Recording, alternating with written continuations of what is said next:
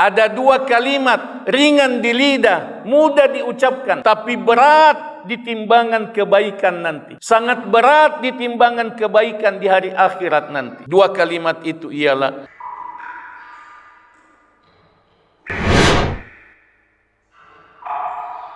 seri ketiga ini berjudul mengoptimalkan keikhlasan. Allah tabaraka wa ta'ala berfirman, A'udzu billahi minasyaitonir rajim, wa kana sa'yukum mashkura. Terjemahnya, dan usahamu telah disyukuri. Surah Al-Insan, surah ke-76 ayat 22. Renungan pertama, penghargaan ilahi terhadap usaha yang baik. Wa kana sa'yukum mashkura merupakan penghargaan dari Allah untuk usaha-usaha kebaikan dari kita. Balasan Allah bukan hanya di surga kelak, tetapi sebelum itu pun sudah nampak dalam ungkapan ilahi yang menakjubkan ini, usaha kamu disyukuri. Alangkah indahnya kalimat ini saat keluar dari Allah yang Maha Agung kepada hambanya yang kecil, yang miskin, yang lemah, yang telah berusaha, berjuang, berkorban, menanggung beban, dan mungkin pernah tersandung atau melambat, tapi ia tetap ikhlas dan bersungguh-sungguh. Dan Allah tidak menyia-nyiakan usaha orang-orang yang tulus, ikhlas. Para jamaah sekalian, Allah Subhanahu wa ta'ala bersifat asy-syakur, maha bersyukur. Allah bersifat maha berterima kasih. Allah berterima kasih kepada hambanya. Allah membalas kebaikan kita dengan balasan yang jauh lebih banyak, jauh lebih besar, jauh lebih mulia, bahkan kekal, balasan yang kekal atas kebaikan-kebaikan kita yang sedikit, selama kita berniat ikhlas dan ittiba kepada Rasulullah sallallahu alaihi wasallam.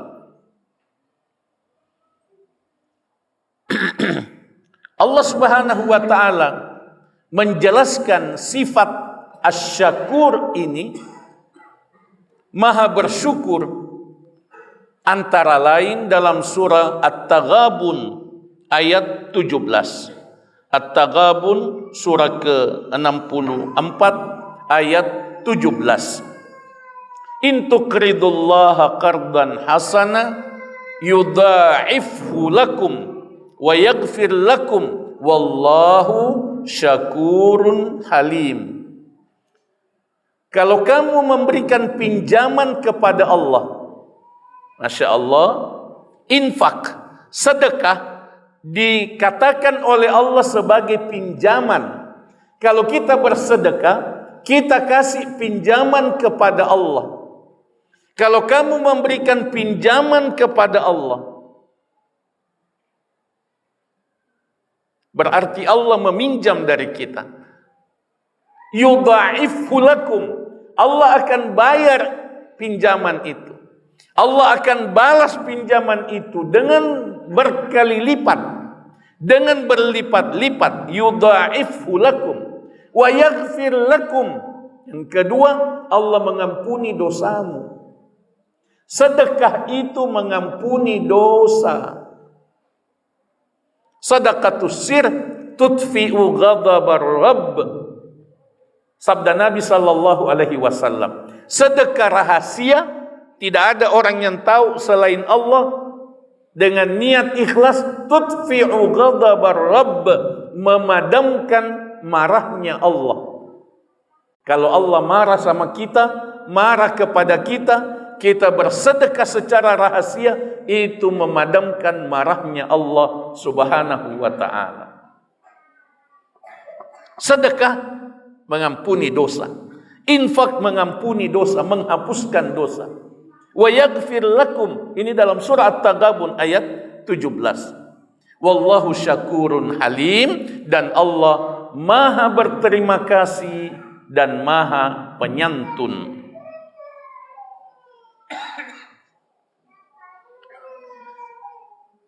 Bagaimana Allah membalas berkali lipat? Allah jelaskan dalam surah Al-An'am ayat 160. Man jaa bil hasanah falahu asyru amsalihha. Siapa yang datang dengan satu kebaikan, siapa yang datang kepada Allah dengan satu kebaikan, niscaya Allah membalasnya 10 kali lipat. Amal apa saja yang kita kerjakan dibalas oleh Allah 10 kali lipat. Wa man jaa bis sayyiati fala yujza illa mithlaha wa hum la yuzlamun. Dan siapa yang datang dengan keburukan, siapa yang datang dengan dosa, melakukan dosa, tidak dibalas kecuali satu dosa.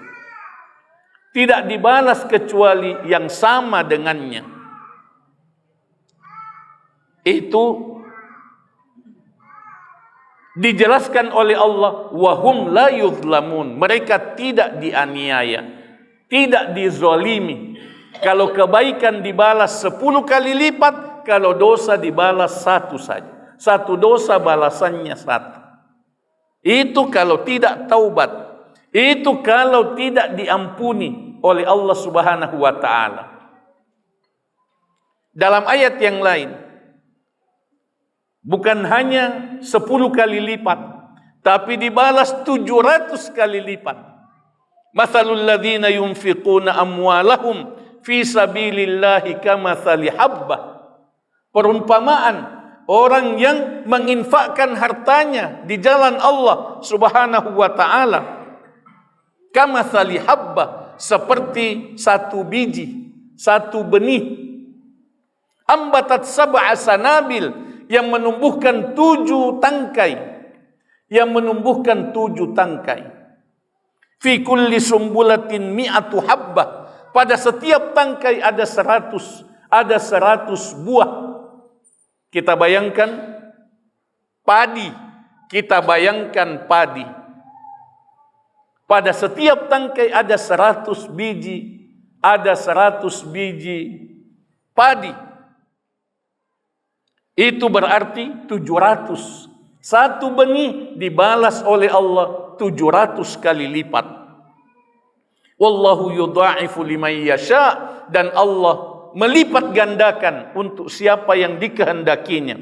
Wallahu wasi'un alim, dan Allah maha luas kasih sayangnya, tidak terbatas, dan maha mengetahui amal-amal hambanya, maha mengetahui keikhlasan hambanya, maha mengetahui kesungguhan hambanya dalam beramal dan kesungguhan dalam mengikuti Nabi Muhammad sallallahu alaihi wasallam. Surah Al-Baqarah ayat 261. Demikian Allah Subhanahu wa ta'ala berterima kasih kepada hambanya. Amal kecil dibalas dengan balasan kebaikan yang sangat banyak. Contoh dari hadis Nabi sallallahu alaihi wasallam dalam bentuk zikir, amal kecil. Rasul sallallahu alaihi wasallam bersabda, kalimatani ada dua kalimat. Kalimatani, ada dua kalimat. Khafifatani 'alal lisan, ringan di lidah. Ada dua kalimat ringan di lidah, mudah diucapkan. Tsaqilatani fil mizan, tapi berat di timbangan kebaikan nanti. Sangat berat di timbangan kebaikan di hari akhirat nanti. Habibatani ilar rahman, dua kalimat ini sangat disenangi oleh Allah yang maha pengasih, yang maha pengasih. Dua kalimat itu ialah subhanallah wa bihamdi, subhanallahil azim. Subhanallah wa bihamdi, maha suci Allah dan dengan memujinya. Subhanallahil azim, maha suci Allah yang maha agung.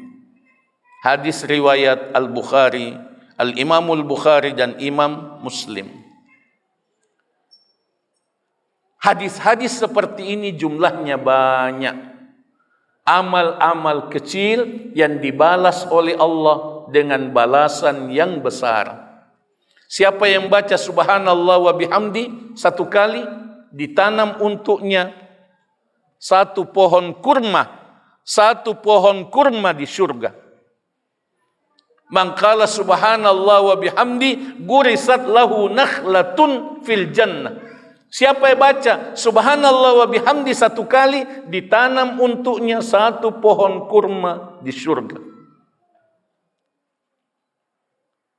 Hadis seperti ini jumlahnya banyak. Ini adalah penjabaran dari penggalan firman Allah, wa kana sa'yukum mashkura. Usahamu disyukuri. Renungan kedua. Pendidikan untuk terus berusaha, bukan mengejar kesempurnaan hasil. Ayat ini tidak mengatakan dan keberhasilan kamu disebut-sebut. Ayat ini tidak mengatakan dan amal kamu sempurna. Namun dikatakan hanyalah sa'yukum, usahamu. Yang penting kamu berusaha. Yang penting kamu berusaha. Tidak dituntut untuk berhasil. Penting. Yang penting berusaha, bekerja yang benar, tidak dituntut untuk berhasil. Para jamaah, banyak orang bosan miskin. Bosan miskin. Cau ni kasiasi. Melolak de ni sugi. Mau sekali kaya, kemauannya untuk kaya terliwat-liwat. Keinginannya untuk kaya terliwat-liwat. Sehingga apa saja dia kerjakan, yang penting kaya. Apa saja dia mau kerjakan, yang penting kaya.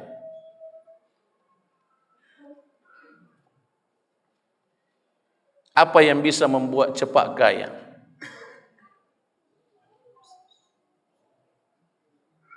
Apa?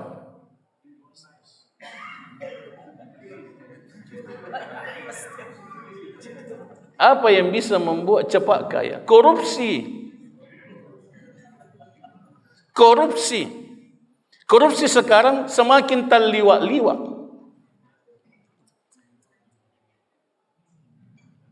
Bosan miskin. Apa yang bisa membuat cepat kaya? Narkoba. Narkoba. Najama tahu najama. Mengedar narkoba. Menjadi kurir narkoba.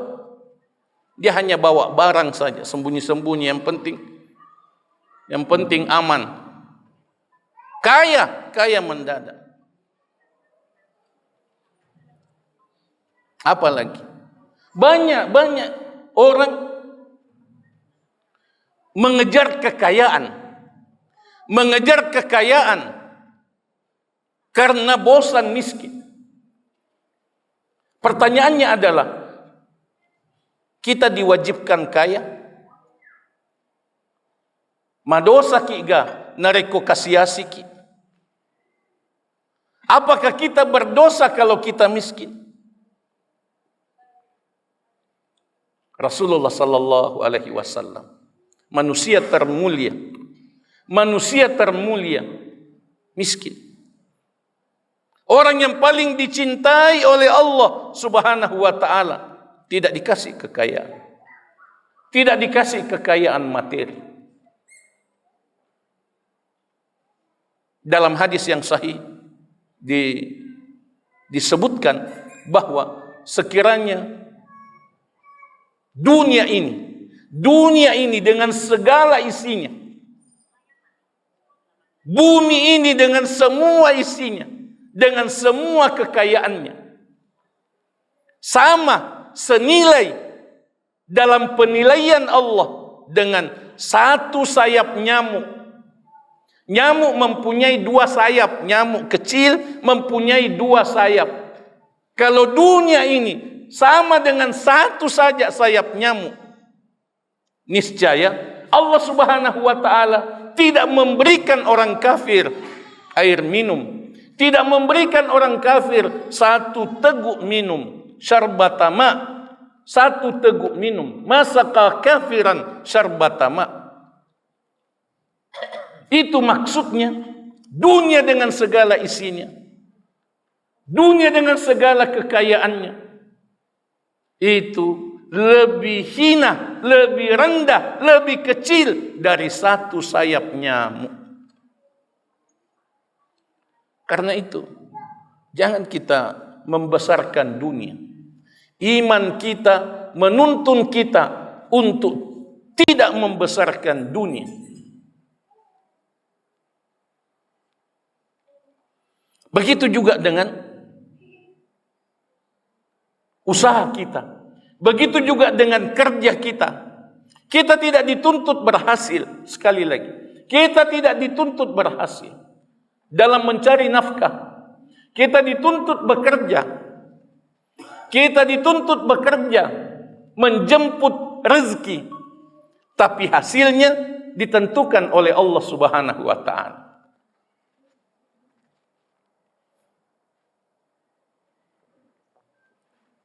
Yang penting jangan malas, jangan menganggur. Bekerja, bergerak saja. Orang Arab mengatakan fil harakati barakah.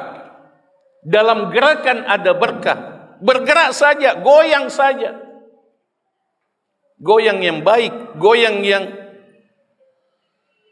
yang berpahala, itu dituntut dari kita. Hasilnya Allah subhanahu wa ta'ala yang menentukan.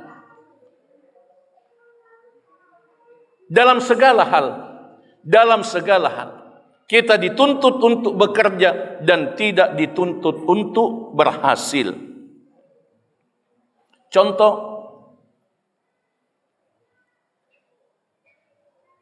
menghafal Al-Quran. Contoh, menghafal Al-Quran. Kita tidak diwajibkan untuk menghafal 30 juz Al-Quran. Apalagi bagi yang tidak mampu untuk itu, tidak bisa mengkhususkan diri untuk itu. Jazakallah khair. Tapi kita diwajibkan untuk menghafal surah-surah tertentu. Kita diwajibkan menghafal surah-surah tertentu dari Al-Quran. Dan kita diwajibkan untuk menjaga hafalan. Yang sudah kita hafal, jangan dilupa. Lebih dari itu, kita diwajibkan untuk menghafal doa-doa tertentu.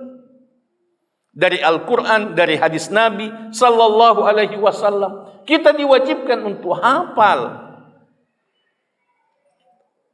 Kalau kita tidak sanggup, kita baca. Ada jamaah yang sungguh-sungguh menghafal doa tidak bisa hafal. Doa di kertas itu selalu dibaca setiap sudah sholat. Sudah dibaca dilipat, sudah dibaca dilipat. Sampai robek kertasnya dia belum hafal doa itu. Lalu melapor, bagaimana Ustadz? Robek kertasnya, belum saya hafal doanya. Dikatakan bahwa diganti dengan kertas yang lain. Teruslah membaca. Kalau tidak hafal, dibaca saja dari kertas. Kita mesti terus mujahadah, terus bermujahadah, dan tidak diwajibkan untuk berhasil. Renungan ketiga, pesan, harapan, dan optimisme untuk setiap orang yang letih di jalan iman, untuk setiap orang yang telah sholat dan menangis dalam berdoa, sabar dan berjuang di jalan kebenaran, berkorban dan rajin memberi, dermawan, yang memikul beban problem yang berat, beban rumah tangga yang rumit, beban dakwah yang banyak, beban pendidikan yang kompleks, beban mengajar, beban mengurus umat, atau beban amanah kepemimpinan.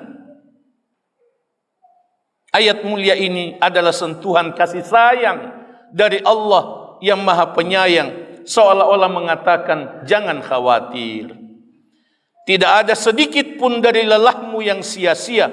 Tidak ada sedikit pun dari usahamu yang sia-sia. Usahamu di sisiku, di sisi Allah terjaga, bahkan disyukuri. Wa kana sa'yukum mashkura. Tidak mesti kita menyelesaikan masalah. Tidak mesti kita menyelesaikan masalah. Mungkin sampai mati masalah kita tidak selesai. Karena yang mampu menyelesaikan masalah kita hanya Allah Subhanahu wa ta'ala. Mungkin sampai mati kita miskin. Mungkin sampai mati kita miskin. Tidak ada masalah. Karena memang tidak wajib kita kaya. Mungkin sampai mati kita tidak sanggup untuk menyelesaikan masalah-masalah yang kita hadapi. Karena kita diwajibkan untuk berusaha. Kita diwajibkan untuk berusaha. Dan tidak diwajibkan untuk berhasil. Ini adalah hiburan. Ini adalah hiburan untuk orang-orang yang berjuang di jalan Allah Subhanahu wa ta'ala. Contoh, ada nabi yang datang pada hari kiamat tidak ada pengikutnya. Tidak ada pengikut. Kita berdakwah bukan mencari pengikut. Para jamaah sekalian,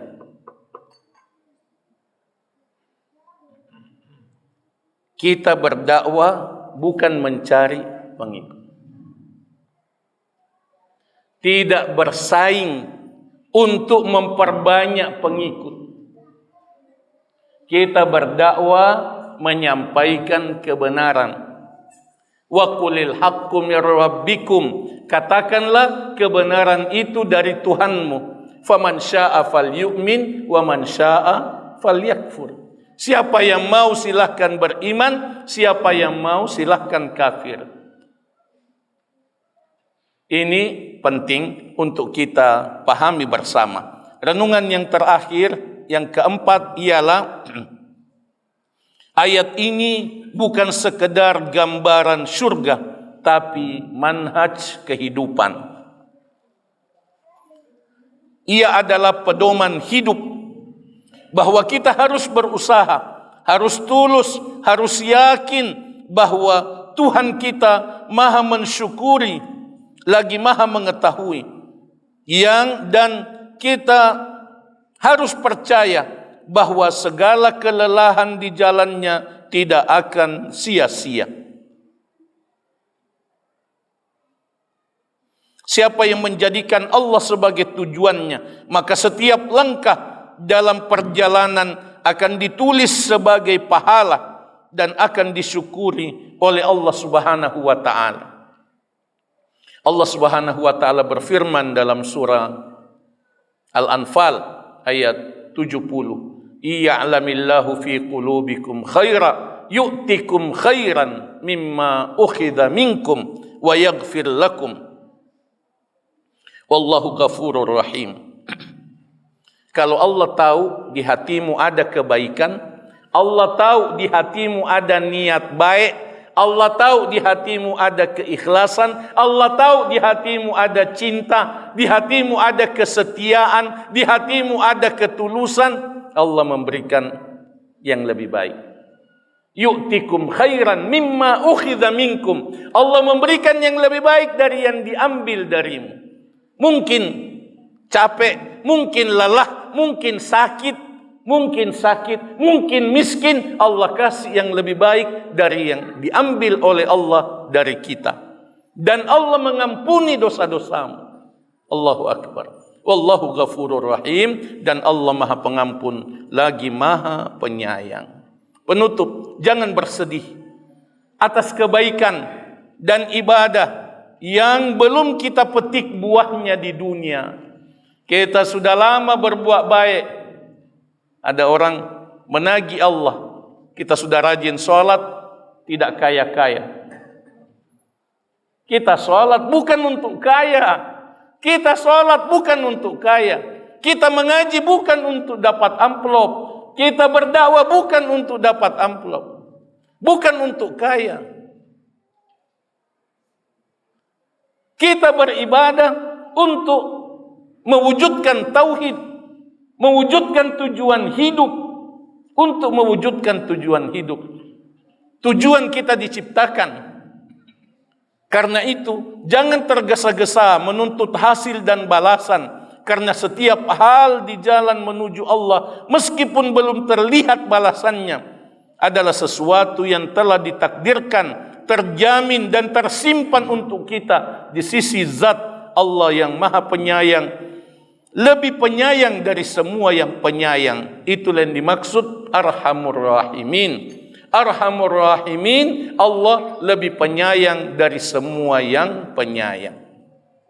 Barakallahu fikum. Aqulu qouli hadza wa astaghfirullah li wa lakum.